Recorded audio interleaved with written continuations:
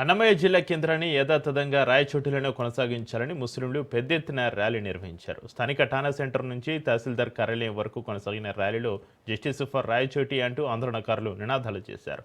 ప్రభుత్వాలు మారితే జిల్లా కేంద్రాలు అభివృద్ధి చెందాలి కానీ నామరూపాలు లేకుండా చేస్తారని ప్రశ్నించారు. స్థానిక ముస్లిం ఐక్య వేదిక ఆధ్వర్యంలో సాగిన ఈ ర్యాలీలో పట్టణానికి చెందిన ముస్లిం మైనారిటీలంతా ఏకతాటిపైకి వచ్చారని, పార్టీలకు అతీతంగా ఈ భారీ ర్యాలీలో పాల్గొన్నారు.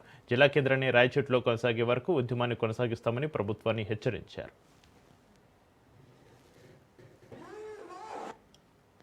ఈరోజు ప్రెస్ మీట్ ఉద్దేశం ఏమనగా, రాయచోటి ఏదైతే అన్నమయ్య జిల్లా కేంద్రంగా ఉందో దాన్ని రాయచోటి ప్రజల అభిప్రాయాలకు భిన్నంగా మదనపల్లి జిల్లా ప్రకటిస్తూ, అలాగే అన్నమయ్య జిల్లా కేంద్రాన్ని కూడా మదనపల్లి తరలించడాన్ని మేము తీవ్రంగా ఇండియన్ యూనియన్ ముస్లిం లీగ్ పార్టీ నుంచి అయితేనేమి, అలాగే రాయచోటి ప్రాంత ప్రజల తరపు నుంచి తీవ్రంగా ఖండిస్తున్నాము.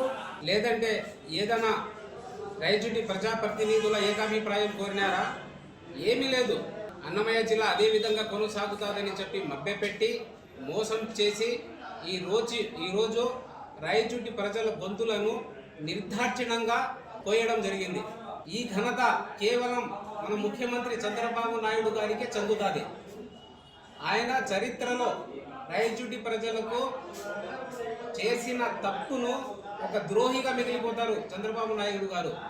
మన రాయచోటి ప్రజల దౌర్భాగ్యానికి ఉన్నటువంటి కేంద్రాన్ని తరలించి రాయచోటిని ఏమాత్రం కూడా కనీసం మిత్రులు తెలియజేసిన రీతిగా అన్ని ప్రాంతాల వారికి రాజంపేట వాళ్ళకు ఒక నోటిఫికేషన్ ఇచ్చారు, అలాగనే కొడూరు వాళ్ళకు నోటిఫికేషన్ ఇచ్చారు.